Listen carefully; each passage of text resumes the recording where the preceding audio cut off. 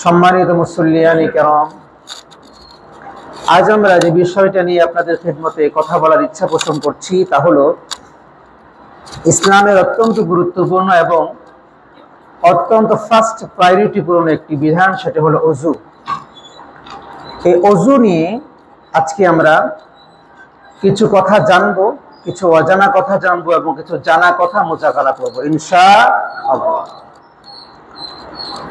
প্রথমে আমরা বলবো ওযুর সায়েন্টিফিক বেনিফিটস কি আছে, ওযুর বৈজ্ঞানিক উপকারিতা কি আছে, এই বিষয়টা নিয়ে আমরা জানার চেষ্টা করব। তারপরে আমরা জানবো হাদিসে বর্ণিত ওযুর কি ফজিলত। এরপরে আমরা জানবো ওযুর ফরজ, ওযুর সুন্নত, ওযুর আদব এবং ওযু ভঙ্গের কারণ এবং যেসব কারণে ওযু ভঙ্গ হয় না, এই বিষয়গুলো নিয়ে আজকে একটা সুন্দর প্যাকেজ আমরা আলোচনা করবো ইনশাআল্লাহ। আমরা আশা করব খুব গভীর মনোযোগের সাথে আমরা আজকে আলোচনাটা শুনবো, যার ফলশ্রুতিতে আমরা এই গুরুত্বপূর্ণ ইবাদত সম্পর্কে যদি একদম top to bottom, first to last যদি আমরা জেনে যেতে পারি এবং শিখে যেতে পারি, তাহলে আমাদের যত বড় ইবাদত আছে, নামাজ বলেন আরো যত কিছু আছেন, সবকিছুর মূল কিন্তু ওযু, ঠিক কিনা ভাই? সবকিছুর মূলে কি? আপনার ওযু যদি না থাকে, না হয়, তাহলে আপনার নামাজ হবে? নামাজ হবে না, কোনো কিছুই, কোনো ইবাদত আপনার হবে না। সুতরাং ওযু এত গুরুত্বপূর্ণ ইবাদত, যেটা সম্পর্কে আমাদের একেবারে ফার্স্ট থেকে শেষ পর্যন্ত জানা একেবারে অপরিহার্য। তাহলে প্রথমে আমরা জানবো ইনশাআল্লাহ ওযুর বৈজ্ঞানিক উপকারিতা। ইনশাআল্লাহ পড়েন। প্রিয় ভাইরা, খুব মনোযোগ সাথে আমরা শুনছি, একদম আমার দিকে, একদম সুইচ দিলেই তার দিকে তাকানোর প্রয়োজন নাই, আমার দিকে তাকান। বিজ্ঞান প্রমাণ করছে নিয়মিত উত্তম রূপে যদি কোনো মানুষ ওযু করে, তাহলে বিভিন্ন অসুস্থতা থেকে আল্লাহ পাক তাকে সুস্থ রাখেন। সুবহানাল্লাহ। পবিত্রতা অর্জন যেহেতু একজন, বিশেষ করে বেসিক্যালি মুসলমানের জন্য এতটা গুরুত্বপূর্ণ যে তার প্রথম এবং প্রধানতম শর্ত অন্যান্য ইবাদতের জন্য, সেই হিসেবে ওযু মুসলমানদের নিকট অত্যন্ত গুরুত্বপূর্ণ একটি ইবাদত। ওযুর ব্যাপারে পবিত্র কোরআন কারীমের 5 নম্বর সূরা, সূরাতুল মাইদার 6 নং আয়াতে আল্লাহ সুবহানাহু ওয়া তাআলা চমৎকারভাবে ডিটেইলসে বলেছেন কিভাবে আপনি ওযু করবেন। ওযুর যে ডেফিনেশন, কি করলে ওযু হয়, এই বিস্তারিত আল্লাহ সুবহানাহু ওয়া তাআলা পবিত্র কোরআনে খুলে খুলে বর্ণনা করে দিয়েছেন। আল্লাহ বলছেন, ইয়া আইয়ুহাল্লাযীনা আমানু ইযা কুমতুম ইলাস সালাতি ফাগসিলু ওয়ুজুহাকুম ওয়া আইদিয়াকুম ইলাল মারাফিকি ওয়ামসাহু বিরুউসিকুম ওয়া আরজুলাকুম ইলাল কা'বাইন। হে মুমিনগণ, যখন তোমরা সালাতে দণ্ডায়মান হতে চাও, দাঁড়াতে চাও, সালাত আদায় করতে চাও, তখন তোমাদের মুখমণ্ডল কনুই পর্যন্ত এবং কনুই পর্যন্ত হাত ধৌত করো এবং মাথা মাসাহ করো এবং টাকনু পর্যন্ত তোমাদের পা গুলোকে ধৌত করো। এই কথা যিনি আমাদেরকে বলেছেন তিনি কে? এখানে আল্লাহ সুবহানাহু ওয়া তাআলা ওযুর ফরজের আলোচনা করেছেন, যা না করলে আপনার ওযু হবে না। এতক্ষণে আলোচনা বুঝলে আপনি বলেন তো, আল্লাহ যে আলোচনা করেছেন কোরআনে কারীমের মধ্যে, এটা কি ওযুর সুন্নত, ওয়াজিব, আদব নাকি ফরজ আলোচনা করেছেন? মানে যতটুকু আপনি আদায় না করলে আপনার ওযু হবে না, সেই ব্যাপারটা আল্লাহ খুলে খুলে বর্ণনা করেছেন। মুখমণ্ডল তোমাকে ধৌত হবে, তোমাকে হাত কোনই পর্যন্ত ধৌত করতে হবে, তোমাকে মাথা মাসাহ করতে হবে এবং তোমাকে টাকনু সহ পা ধৌত করতে হবে, যদি তুমি ওযু করতে চাও, তোমার ওযু আল্লাহর কাছে কবুল করাইতে চাও। কিন্তু আমরা মুসলমানরা যে ওযু করি, আমরা কি মুখ দিয়ে শুরু করি? ওযুর আগে আরো কিছু কাজ আছে কিনা আমাদের, যে কাজগুলো ওযুর সুন্নাহ, ওযুর আদব, এই সুন্নাহ কাজগুলো শুরুতে আমরা করি। দেখেন, ওযুর শুরুতে আমরা কি করি? প্রথমে পবিত্রতার জন্য নিয়ত করি, পবিত্রতার জন্য নিয়ত করি, তারপর বিসমিল্লাহ বলে ওযু শুরু করি, অতঃপর মিসওয়াক করি। মিসওয়াক যদি আমাদের পকেটে না থাকে, অন্তত পক্ষে আমরা অঙ্গুলি দিয়ে দাঁত একবার খিলাল করে নিই, মিসওয়াক করে নিই। তারপরে আমরা 2 হাতের কবজি পর্যন্ত ধৌত করি, ভালো মতো কুলি করি, নাকের নরম জায়গা পর্যন্ত আমরা পানি পৌঁছাই এবং নাককে ঝেড়ে ঝেড়ে আমরা ফেলে দিই। আমরা কিন্তু এখনো পর্যন্ত অজুর ফরজে ঢুকি নাই, তার আগে আমাদের অনেক কাজ আছে না নাই? অজু করার জন্য অনেকগুলো কাজ আছে। প্রিয় ভাইরা, এই যে সুন্নাহ গুলো আমি আপনাকে বললাম, 3-4টি সুন্নাহ, কতটা বিজ্ঞানসম্মত আমি যদি আপনাকে একটু ডিটেলসে বলি, আপনি দেখবেন যে রাসূল করিম সাল্লাল্লাহু আলাইহি ওয়াসাল্লাম ১৫০০ বছর আগে, যখন বিজ্ঞানের জন্ম ছিল না, সে অবৈজ্ঞানিক সময়ে মুসলমানদের জন্য সুন্নাহ হিসেবে যে বিষয়গুলো রেখেছেন অজুর শুরুতেই, এগুলো কতটা বিজ্ঞানসম্মত আপনি খেই হারিয়ে ফেলবেন। সুবহানাল্লাহ পড়ে। প্রিয় ভাইরা আমার, অজুর শুরুতে অজুর পানি নির্বাচন করতে হয়। আপনি যে পানি দিয়ে অজু করবেন, সেই পানি দিয়ে কি অজু হবে? আওয়াজ করে বলেন। সেই পানি দিয়ে তো অজু হবে না। আপনাকে অজুর জন্য পানি নির্বাচন করা লাগবে। কোন পানি দিয়ে আপনার অজু হবে এটা আপনাকে জানতে হবে, এবং এই বেসিক জ্ঞান আপনাকে থাকাই লাগবে। না থাকলে আপনার অজু শুদ্ধ হবে না। তাহলে আমরা কখনই জানি যে অজুর শুদ্ধ হওয়ার জন্য যে পানি দরকার, এই পানিতে 3টি গুণ আবশ্যিকভাবে থাকা লাগে। কয়টি গুণ? 3টি গুণ থাকা লাগবে। 1 নাম্বার হলো, যে পানি দিয়ে আমরা অজু করব, এই পানির যে স্বাভাবিক রং, পানির যে স্বাভাবিক কালার, এই কালার পানি থাকতে হবে। 1 নাম্বার 2, পানির যে স্বাভাবিক স্মেল, পানির যে স্বাভাবিক গন্ধ, এই গন্ধটা পানিতে থাকা লাগবে। নাম্বার 3, পানি পান করলে পানির যে স্বাভাবিক সুন্দর একটা স্বাদ আছে, এই স্বাদ পানিতে থাকা লাগবে। এই 3টি জিনিস পবিত্রতা অর্জনের জন্য আপনি যে অজু করবেন, এই অজুর জন্য অপরিহার্য। তবে হ্যাঁ, এখান থেকে মাস্ট বি আপনাকে 2টি থাকাই লাগবে যদি আপনার অজু সহিহ হওয়া লাগে। যে কোনো 2টি আপনার থাকাই লাগবে। দেখেন, এত চমৎকার করে ইসলামের বিধানগুলোকে শরীয়ত প্রণেতা মুহাম্মদ সাল্লাল্লাহু আলাইহি ওয়াসাল্লাম আমাদের জন্য এত সুন্দর করে ডিস্ট্রিবিউশন করেছেন, আমাদের জন্য খুলে খুলে দিয়েছেন, যেটা একজন অন্ধ মানুষ, কিংবা আপনি যদি অন্ধকারে, চক্ষুষ্মান মানুষ, অন্ধকারে আপনি অজু করতে যান, তখনও আপনি 2টি গুণ, যেটা মাস্ট বি থাকাই লাগবে, নাইলে আপনার অজু হবে না, এই 2টি গুণ আপনি পানি না দেখে অজু করলেও আপনার জানা হয়ে যাবে। কি চমৎকার ভাবে রাসূল করিম সাল্লাল্লাহু আলাইহি ওয়াসাল্লাম করে। দেখেন, আমরা যখন হাত ধৌত করার জন্য হাতের কোষে পানি নিই, আমরা প্রথমেই পানির স্বাভাবিক রং দেখতে পাই। কথা বলেন ঠিক কিনা? হাতের কোষে যখন পানি নেই, তখন আমরা কি করি? হাতের কোষে পানি নেওয়ার সাথে সাথে পানির যে স্বাভাবিক রং, এই রংটা আমরা দেখতে পাই, এটা আমরা নির্ণয় করতে পারি। অতঃপর যখন আমরা কুলি করতে মুখের ভেতর পানি দেই, তখন পানির যে স্বাভাবিক স্বাদ, এই স্বাদ আমাদের আস্বাদন হয়ে যায়। এটা আমাদের বোঝা হয়ে যায়, স্মেল বোঝা হয়ে যায়, স্বাদ বোঝা হয়ে যায়।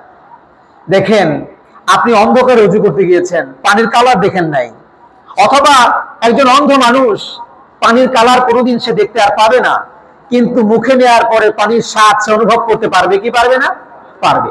যখন বোঝা যাবে পানির স্বাভাবিক স্বাদ নাই, 1 নম্বরে ধরা দিয়েছে। তারপরে আপনি নাকে পানি দিবেন। নাকে পানি দেওয়ার সাথে সাথে পানির কালার দেখার প্রয়োজন নাই, বাতির প্রয়োজন নাই, কিংবা চক্ষু থাকার প্রয়োজন নাই। নাকে পানি দিলেই এই পানির স্বাভাবিক যে স্মেল, পানির যে গন্ধ, এই গন্ধ আপনি আইডেন্টিফাই করতে পারবেন যেটা আসলে স্বাভাবিক পানির গন্ধ কিনা। এই 2 জিনিস রাসূল করিম সাল্লাল্লাহু আলাইহি ওয়াসাল্লাম বলেছেন মাস্ট বি, 2টি জিনিস পানির মধ্যে থাকাই লাগবে। এই 2টির মধ্যে যদি আমরা এই শেষ 2টি যদি ধরি, পানির স্বাদ এবং পানির গন্ধ, তাহলে চক্ষুষ্মান মানুষ অন্ধকারে অজু করতে পারবে, কিংবা চোখে অন্ধ দেখে না এই মানুষও যে কোনো জায়গায় পানি নিয়ে অজু করতে পারবে। এই 2 জিনিস সে আইডেন্টিফাই করতে পারবে। সুবহানাল্লাহ বলবেন না? প্রিয় ভাইরা, তার মানে হলো অজুর ফরজে যাওয়ার আগেই সমস্ত গুণাগুণ, যে গুণগুলো নিয়ে আপনি অজু করলে অজু হবে, এটা আপনার টেস্ট হয়ে যায়। সুবহানাল্লাহ বলবেন না? কি বিজ্ঞানসম্মত! সুবহানাল্লাহ। এবার যদি আপনি মনে করেন যে স্বাদ নেওয়ার পরে এবং স্মেল নেওয়ার পরে যদি আপনার কাছে এটা মনে হয় যে না, এই পানি দিয়ে উজু করা যায়, তাহলে আপনি সামনের দিকে আগান, অজুর ফরজে ঢুকেন।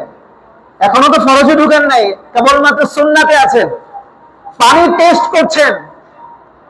এবার আপনি ফরজে ঢুকবেন। যদি আপনি মনে করেন না পানির স্বাদ ঠিক আছে, পানির স্মেল ঠিক আছে, তাহলে আপনি পানির অজুর দিকে এবার ঢোকেন।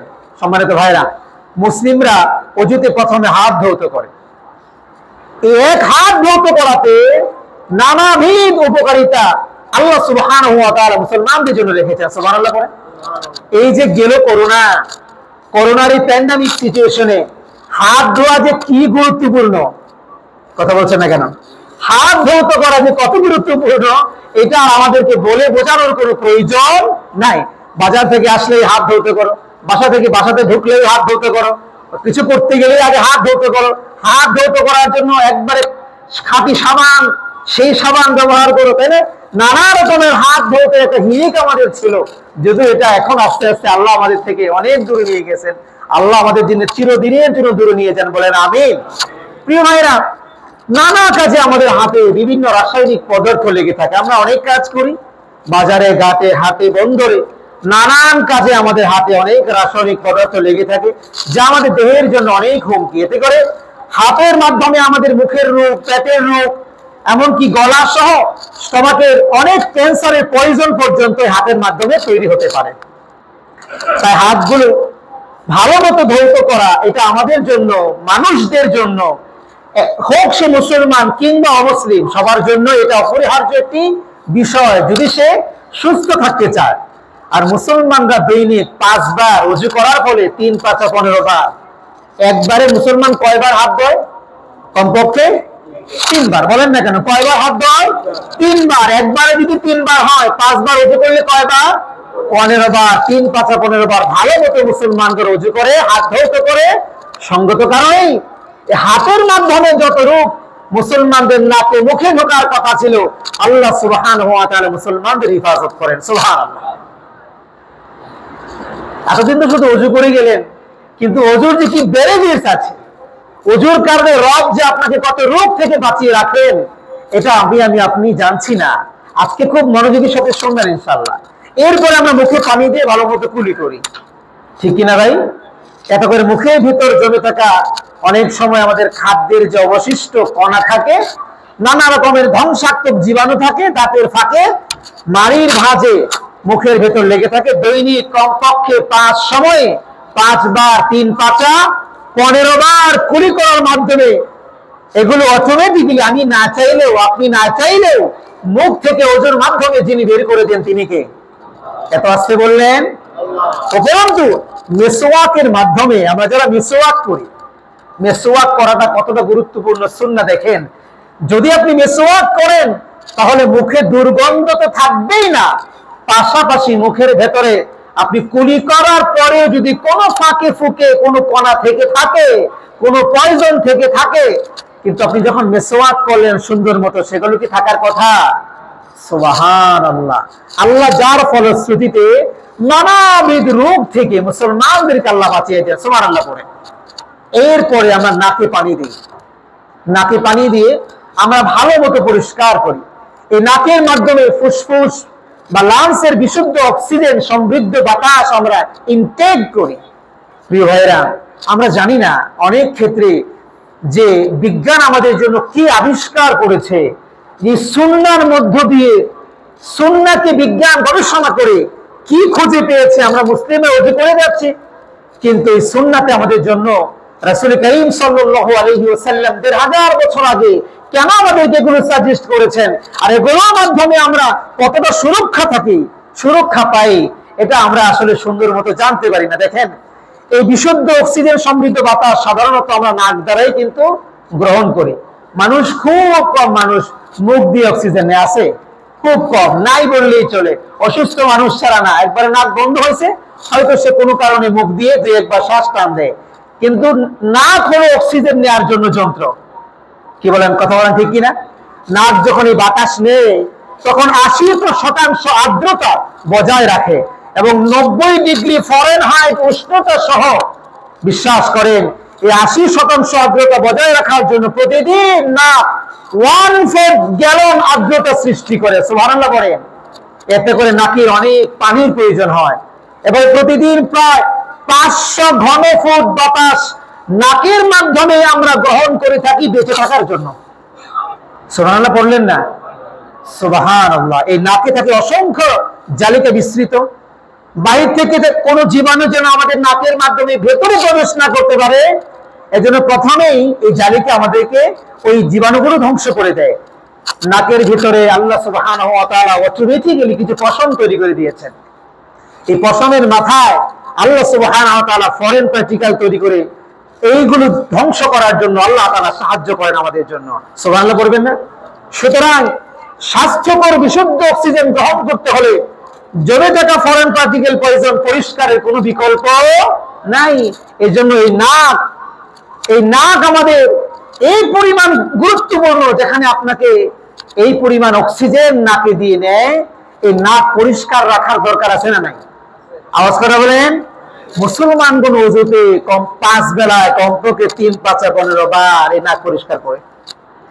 শুধু নাক পরিষ্কার করেই না, শুধু নাকে পানি দেয় তা না, নাকের যে পানির প্রয়োজন, এই নাকের পানির প্রয়োজন সময় করে করে, একেবারে টাইম মেনটেন করে করে, ফজর থেকে জোহর, জোহর থেকে আসর, আসর থেকে মাগরিব, মাগরিব থেকে ইশা, কখনো বা কারো কারো তাহাজ্জুদ, ঠিক কিনা? এই সময় করে করে আপনি নাকে পানি দিচ্ছেন, আপনার নাক যে শুষ্ক হয়ে যাচ্ছিল, এই শুষ্ক নাক আবার আর্দ্রতা হচ্ছে, ঠান্ডা হচ্ছে, পানির প্রয়োজন সে মিটাতে পারছে। শুধু তাই না, আপনি যখন অজু করছেন, অজু করে যখন আপনি নাক ঝেড়ে নাকের ময়লাগুলো ফেলে দিচ্ছেন, নাক যখন পরিষ্কার করে দিচ্ছেন, সাথে সাথে আপনার পরিষ্কার পরিচ্ছন্ন নাক দিয়ে যে জালিকা বিস্তৃত আল্লাহ সুবহানাহু ওয়া তাআলা করে দিয়েছেন, সেখান দিয়ে একেবারে পিওর অক্সিজেন গুলো আল্লাহ সুবহানাহু ওয়া তাআলা আপনার জন্য, আপনার ভেতরে গ্রহণ করার ব্যবস্থা করে দেন। সুবহানাল্লাহ। সম্মানিত ভাইরা, এবার আমরা জানবো অজুর ফরজ। অজুর ফরজে আমরা ঢুকতেছি। আচ্ছা বলেন তো, অজুর ফরজ কয়টি? 5টি না 6টি? 6টি বলেন? 4টি। অজুর ফরজ কয়টি? 4টি। প্রথমে কি করতে হয়? ভালো মতো মুখমণ্ডল ধৌত করতে হয়। এক নাম্বার হলো মুখমণ্ডল ধৌত করা। এখন আমাদের জানার বিষয় হলো, হুজুর মুখ এর সীমানা কতটুকু? আমরা তো জানি যে অজুর ফরজে এক চুল পরিমাণ যদি শুকনা থাকে তাহলে অজু হবে না, ঠিক কিনা ভাই? অজুর ফরজে এক চুল পরিমাণ যদি শুকনা থাকে তাহলে অজু হবে না। এটা জানার পরে আমাদের আগে জানা দরকার যে এক চুল যে ফাঁকা রাখবো না, আগে জানা দরকার এই মুখমণ্ডলের সীমানা কতটুকু। যদি আপনি সীমানা না জানেন, নির্ণয় করতে না পারেন, তাহলে আপনি এক চুল না, অনেক ক্ষেত্রে 4-5 আঙ্গুলও খালি থাকতে পারে, ঠিক কিনা? আমরা অনেক সময় মনে করি যে যা দেখা যায় যে দাড়ির আগের অংশ এতটুকুই আমাদের মুখ, তাই না? না, আসলে মুখ হলো এই যে চুলের গোড়া, কপালের চুলের গোড়া থেকে থুতনির নিচ পর্যন্ত, এক কানের লতা থেকে আরেক কানের লতা পর্যন্ত ফুলটাকেই বলা হয় মুখ। আমার কথা কি বুঝতে পেরেছেন? কপালের চুলের গোড়া থেকে থুতনির নিচ পর্যন্ত, এক কানের লতা থেকে আরেক কানের লতা পর্যন্ত যতটুকু জায়গা, এই জায়গা পুরোটাই কি? মুখ। সুতরাং এই পুরোটাই আপনাকে ধৌত করতে হবে, পুরো জায়গাটাই আপনাকে ভালো মতো ধৌত করতে হবে। মুখমণ্ডল দেখেন আমাদের সব সময় খোলা থাকে, শরীরের অন্যান্য অঙ্গ প্রত্যঙ্গ ঢাকনা থাকলেও মুখ আমাদের কি থাকে? খোলাই থাকে। বিভিন্ন কারণে নানান রকমের ধোঁয়া, কলকারখানার ধোঁয়া, তারপরে আপনার বাসের ধোঁয়া, তাই না? নানান রকমের ধোঁয়া আমাদের মুখের মধ্যে এসে, সীসা মিশ্রিত অনেক ধোঁয়া, আমাদের কেমিক্যাল মিশ্রিত অনেক ধোঁয়া আমাদের মুখের মধ্যে এসে লাগে, যা ধুলোবালুর আকারে আমাদের মুখমণ্ডলে প্রবেশ করে। এগুলো মুখে জমে থাকার ফলে মুখে নানান রকমের চর্মরোগ, অ্যালার্জি জাতীয় রোগ বাসা বাঁধে। এসব থেকে যদি আপনাকে বাঁচতে হয় তাহলে দৈনিক কয়েকবার ভালো মতো আপনাকে মুখ ধৌত করা লাগবে। যদি এই সমস্ত কেমিক্যাল মিশ্রিত, সীসা মিশ্রিত এই সমস্ত ধোঁয়া থেকে, ধুলাবালি থেকে যদি আপনাকে সুরক্ষা পেতে হয়, দেখেন অজুর প্রথম ফরজই হলো মুখ ধৌত করা। অজুর প্রথম ফরজ কি? আপনারা বলছেন না কেন? কি ধৌত করা? শিখতে হবে, তবে একাডেমিক ক্লাসের মতো আপনাকে শিখে যেতে হবে। অজুর প্রথম ফরজ হলো মুখ ধৌত করা। আপনাকে যদি আপনি 5 বার নামাজ পড়েন, 5 বার যদি অজু করেন, তাহলে আলাদাভাবে আপনাকে মুখ ধৌত করে মুখের সে সমস্ত রোগ বালাই থেকে সুরক্ষার জন্য আলাদাভাবে মুখ ধৌত করার কোনো প্রয়োজন নাই। কারণ মুসলমানগণ কমপক্ষে 5 বেলা উজুতে 3, 5, 15 বার ভালো মতো ঘষে মেজেই মুখ ধৌত করে। কথা বলেন ঠিক কিনা? যা আমাদের করা প্রয়োজন ছিল, আমরা না চাইলেও ওজুর মাধ্যমে কিন্তু আমরা সেটা করে দিচ্ছি। আমেরিকান কাউন্সিল অফ বিউটি, আমেরিকার রূপচর্চা একজন বিশেষজ্ঞা লেডি হিচারি তিনি একটা কথা বলেছেন, বিস্ময়কর এক তথ্য দুনিয়াবাসীকে দিয়েছেন। সেটা হলো মুসলমানদের চেহারা সৌন্দর্য এবং রূপ লাবণ্যের জন্য কোন রাসায়নিক লৌষণের মুসলমানদের প্রয়োজন নাই। তাদের প্রতিদিনে 5 বার যে তারা অজু করে তারা যে মুখমণ্ডল সুন্দর মতো ঘর্ষণ করে, মেজে সুন্দর মতো যে ধৌত করে, এর মাধ্যমে রোগ ব্যাধি থেকে তারা, অসংখ্য রোগ ব্যাধি থেকে তারা রোগ পায়, তারা রক্ষা পায়। পাশাপাশি প্র্যাকটিসিং মুসলমানদের রূপ লাবণ্য আল্লাহ সুবহানাহু ওয়া তাআলা অটুট রাখেন। সুবহানাল্লাহ, কি চমৎকার তথ্য তিনি দুনিয়াবাসীকে দিলেন। মুখের লাবণ্যতা এবং মুখের সৌন্দর্য যদি আপনার অটুট রাখতে চান, তাহলে 5 বার আপনাকে ওযু করে মুখ ধৌত করার প্রয়োজন আছে না নাই? এজন্য দেখবেন যিনি প্র্যাকটিসিং মুসলিম, শুধু মুসলমান নয়, নামটা হচ্ছে আব্দুর রহমান, আব্দুর রহিম, মুসলমান এরকম নয়, বরং প্র্যাকটিসিং মুসলিম, দৈনিক 5 বার নামাজ পড়ে, ওযু করে, এমন মুসলিম, প্র্যাকটিসিং মুসলিম। তাদের চেহারার দিকে তাকাবেন, বাহ্যত এই লোকটা কালো হলেও চেহারার মধ্যে কেমন জানি মায়া, কেমন জানি একটা নূর ভাসে, ঠিক কিনা ভাই? আলো বিচ্ছুরিত হয়, এক ধরনের মায়া তার চেহারার মধ্যে থাকে। আর যত সুন্দরই হোক না কেন, তিনি যদি অমুসলিম হন কিংবা প্র্যাকটিসিং মুসলিম না হন, দেখবেন যে কেমন জানি ফ্যাকাশে লাগে। এরকম আছে না নাই? কেন জানেন? এই যে মুখ ঘষে ভালো মতো ধৌত করার ফলে মুসলমানরা যে প্র্যাকটিসিং মুসলিমরা যে মুখ ভালো মতো ঘষ করে 3, 5, 15 বার কমপক্ষে, এই ঘষার পরে এক প্রকারের আলো বিচ্ছুরিত হয় মুখ থেকে, ফেস ম্যাসেজ হয়, যার ফলে দৈনিক 15 বার এটা করার কারণে চেহারা রক্ত সঞ্চালন হয় এবং রক্ত সুন্দর মতো প্রবাহিত হয়, যার ফলে চেহারা কিন্তু বয়সের ছাপ পড়ে না এবং মুখের যে লাবণ্যতা নষ্ট হয়ে যায়, এই মুখের লাবণ্যতা আল্লাহ সুবহানাহু ওয়া তাআলা আবার ফিরিয়ে দেয়। সুবহানাল্লাহ বলবেন না? এই যে মুখ ধৌত করার ফলে আপনার চোখেও কিন্তু পানি যায়। পানি যায় কি যায় না ভাই? আপনি যখন মুখ ধৌত করেন তখন চোখেও পানি যায়। এই চোখে পানি যাওয়ার সাথে সাথে চোখের যে ময়লা, ধুলোবালি চোখের মধ্যে জমে গিয়েছিল, আল্লাহ সুবহানাহু ওয়া তাআলা এক ওযুর, এক ফরজের মাধ্যমে এই চোখের ময়লাগুলো আল্লাহ তাআলা দূর করে দিয়ে নানাবিধ রোগ থেকে মুসলমানদেরকে আল্লাহ তাআলা হেফাজত করেন। সুবহানাল্লাহ। 2 নাম্বার, আমরা তারপরে কি করি ভাই? 2 নাম্বার ওযুর ফরজ কি বলো না কেন? জানি না আমরা? কলম সহ হাত ধৌত করা, তাই না? 2 নাম্বার ফরজ কি? কলম সহ হাত ধৌত করা। আমি মাঝে মাঝে প্রশ্ন করবো, এগুলো উত্তর আপনারা দিবেন। 1 নাম্বার ফরজ কি জানলাম আমরা? মুখ ধৌত করা। মুখমণ্ডলের সীমানা কতটুকু? কপালের চুল থেকে শুরু করে থুতনির নিচ, এক কানের লতা থেকে শুরু করে আরেক কানের লতা পর্যন্ত পুরোটাই হলো মুখ। এই পুরোটাই ধৌত করতে হবে। 2 নাম্বার ফরজ জানছি আমরা। 2 নাম্বার ফরজ হলো ওযুতে কলম সহ হাত ধৌত করা। কলম সহ হাত ধৌত করা। আধুনিক বিজ্ঞান বলছে কলমতে রয়েছে 3 প্রকারের শক্তিশালী ধমনী, যা পরোক্ষভাবে ব্রেন, হার্ট, লিভারে সংযুক্ত রয়েছে। সুবহানাল্লাহ পড়ে। মুসলিমরা যখন কলম সহ হাত ধৌত করে দিনে কমপক্ষে 5 বার, 3, 5, 15 বার, যার ফলশ্রুতিতে মহান রব্বুল আলামিন মস্তিষ্ক, হৃৎপিণ্ড, লিভার এগুলো আল্লাহ সতেজ রাখেন, ভালো রাখেন। এত আস্তে সুবহানাল্লাহ বললেন।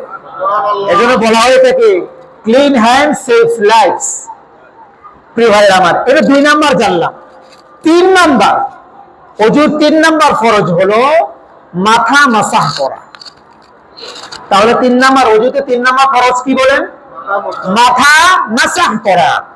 মাথা হলো আমাদের মানব দেহের সকল নার্ভের মূল কেন্দ্রবিন্দু।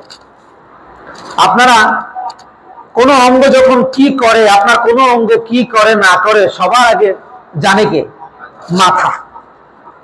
অতঃপর মাথা সেই অঙ্গকে সিগন্যাল দেয়। মাথা সর্বক্ষণ মানব দেহের জন্য অবিরাম কাজ করতে থাকে। আপনি ব্যথা পেয়েছেন পায়ে, আপনি পায়ে ব্যথা পেয়েছেন, পায়ে ব্যথা অনুভব করার আগে মাথা এটা খবর পায়, মাথাতে সিগন্যাল যায়। মাথাতে সিগন্যাল যাওয়ার পরে মাথা আপনাকে বলে তোমার পায়ের কনিষ্ঠাঙ্গলে ব্যথা লেগেছে।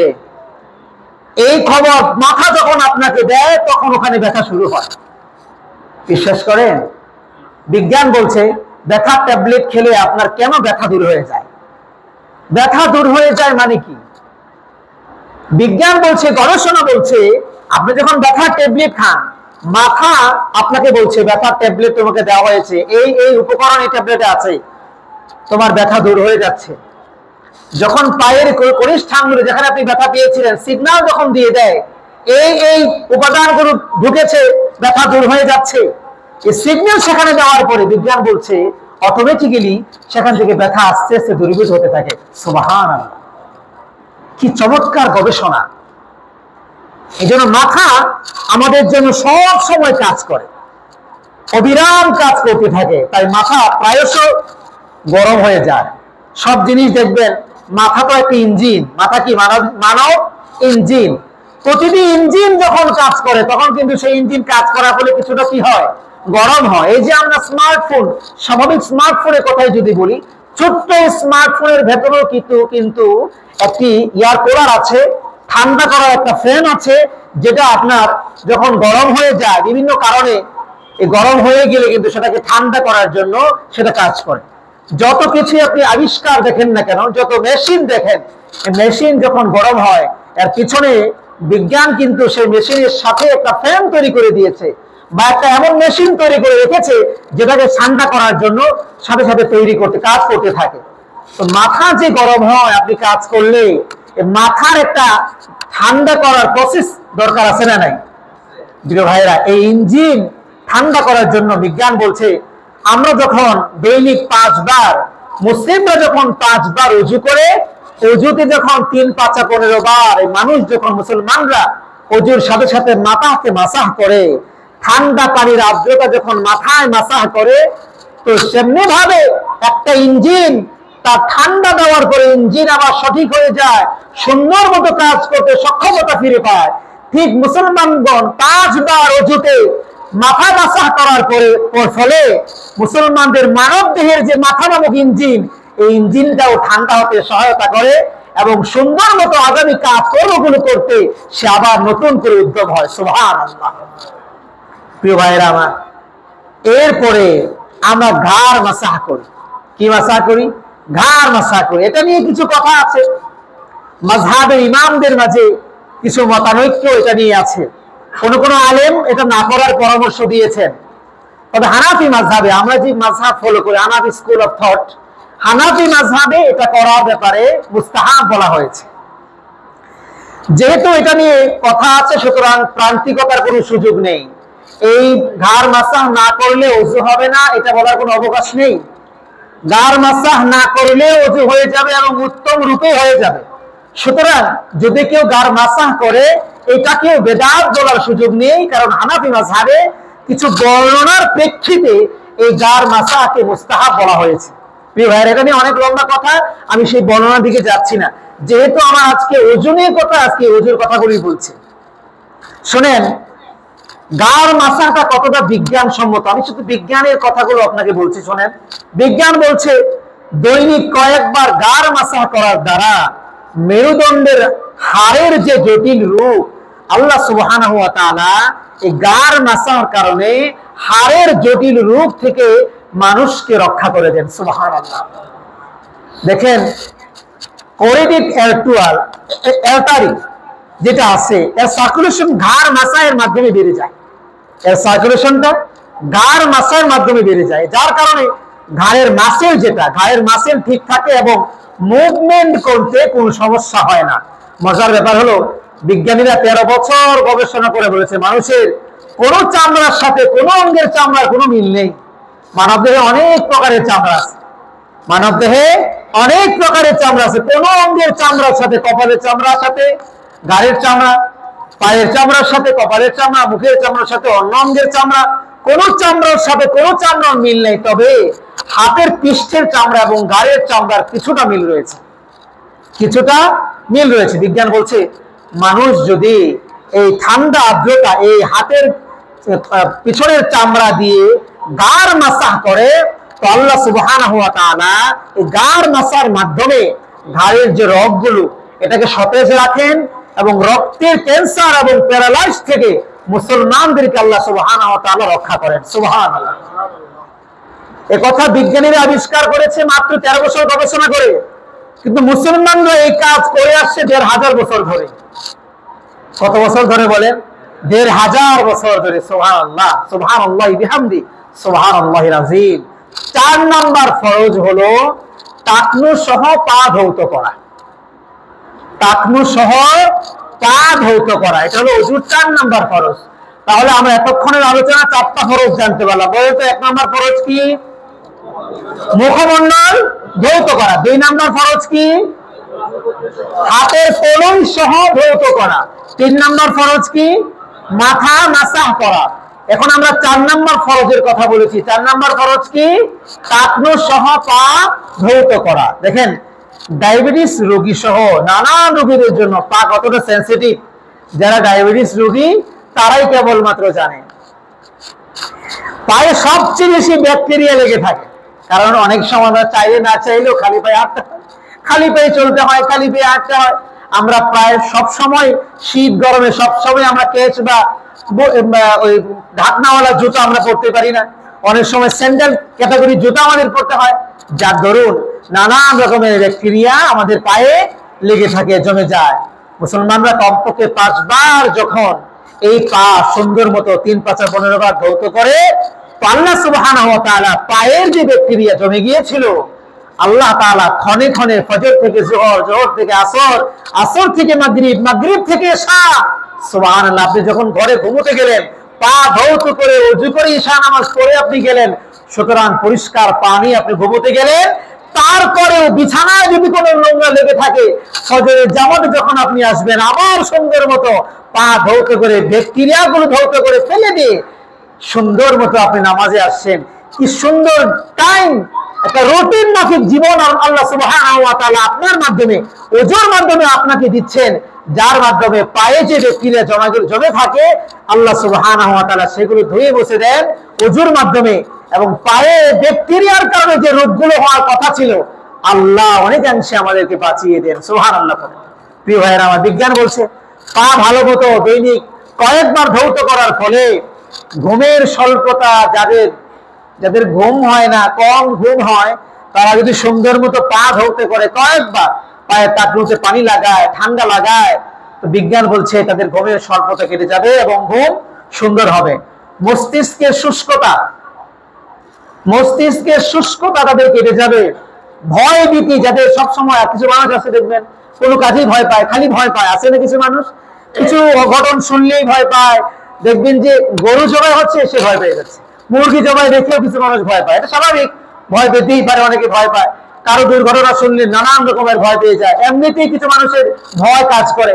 এই যাদের ভয় কাজ করে, তারা যদি এই পায়ের টাকনুতে ভালো মতো পানি লাগায় এবং সুন্দর মতো কয়েকবার দৈনিক পা ধৌত করে ঠান্ডা পানি দিয়ে, তো ভয় ভীতির এই যে রোগটা, এটাও কেটে যাবে।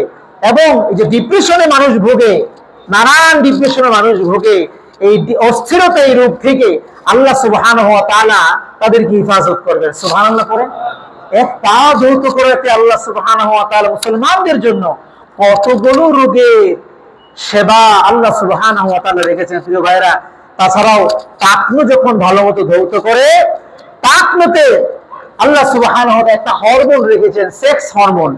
এই হরমোন পবিত্র পানির মাধ্যমে ঘর্ষণ লেগে যখন পানি লাগার মাধ্যমে ধৌত হয়, বিজ্ঞান বলছে আল্লাহ সুবহানাহু ওয়া তাআলা যৌন শক্তি বৃদ্ধি করে দেন। সুবহানাল্লাহ। প্রিয় ভাইরা, এক ওযুর মাধ্যমে আপনি যদি জানতেন ওযু করাটা কত গুরুত্বপূর্ণ এবং ওযুর মাধ্যমে আপনি কি কি বেনিফিটস পাচ্ছেন, তাহলে আমার মনে হয় মানুষেরা ওযু আর মানে একেবারে ধরে বেঁধে রাখতো না যে ফজর দিয়ে যোহর আদায় করি বা যোহর দিয়ে আসর বা আসর দিয়ে মাগরিব, বরং এরকম না করে ইচ্ছায় স্বেচ্ছায় মানুষ জোহরের ওযু শেষ করত, আবার আসরের আগে ওযু করত, আবার আসরের ওযু দিয়ে মাগরিব পড়তো না।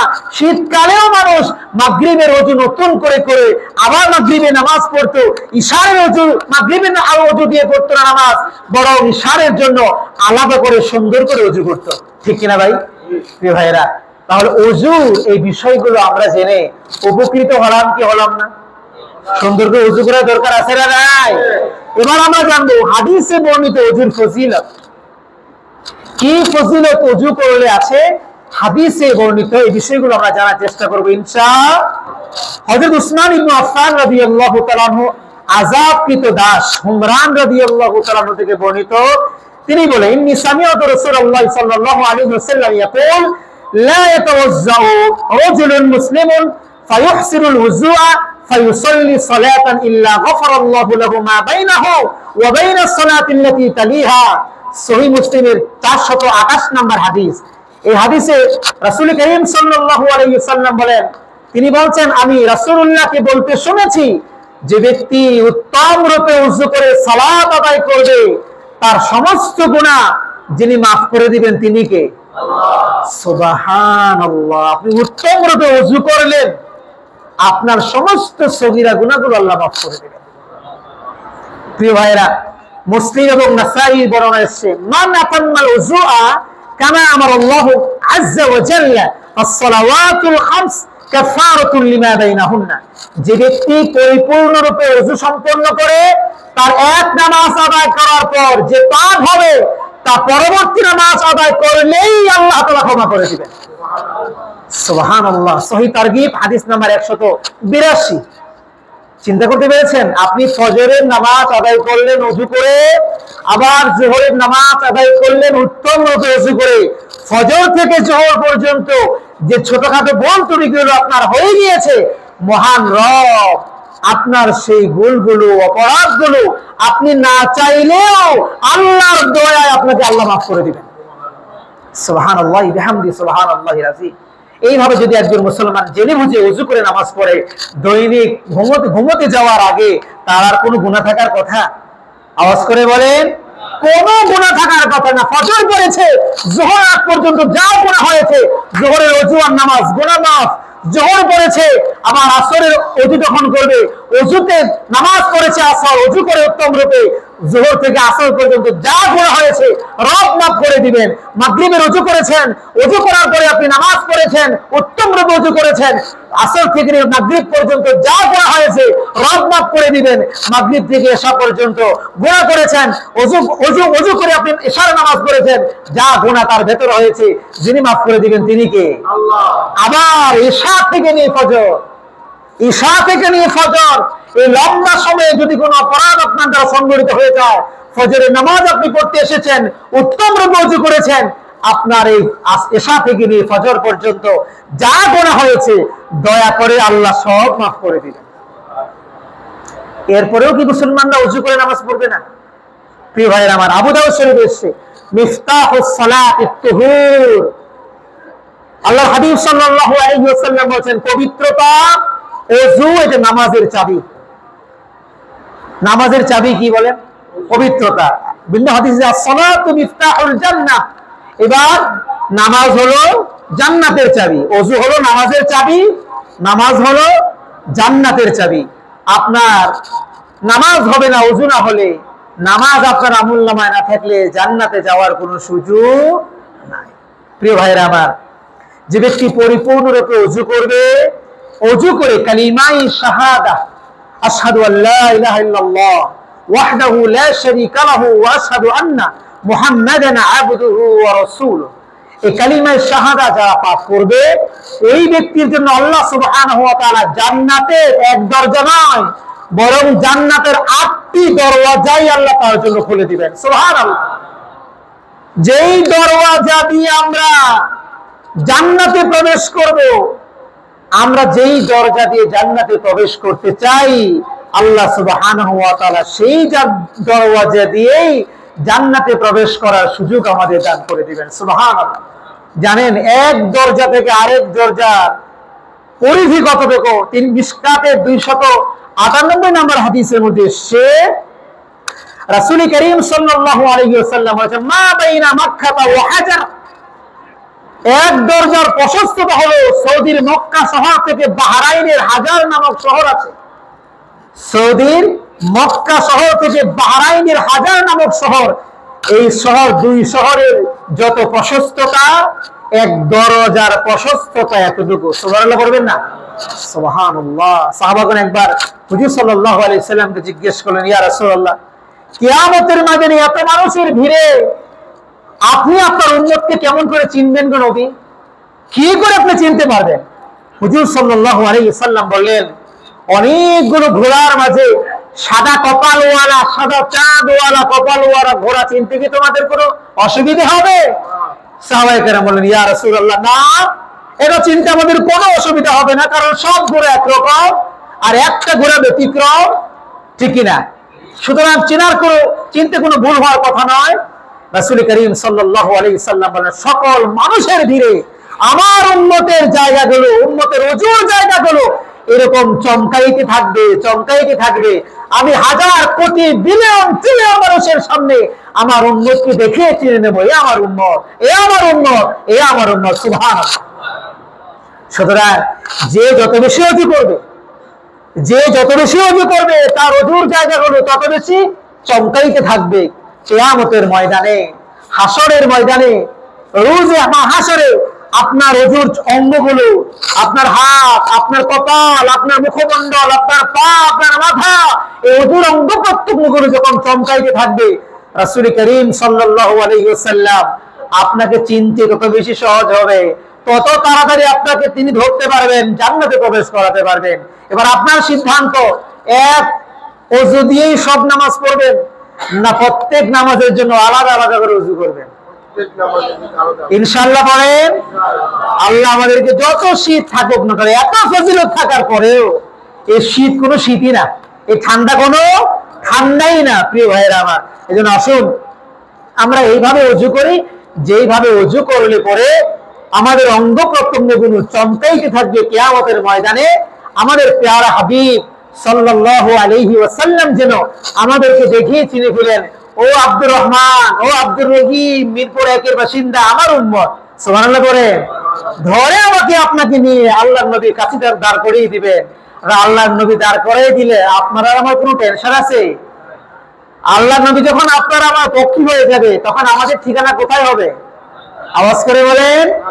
আল্লাহ আমাদের সব ভাইকে উত্তম রূপে ওযু করে জান্নাতে নবীর সাথে থাকার তৌফিক দান করুন, পড়ি আমিন।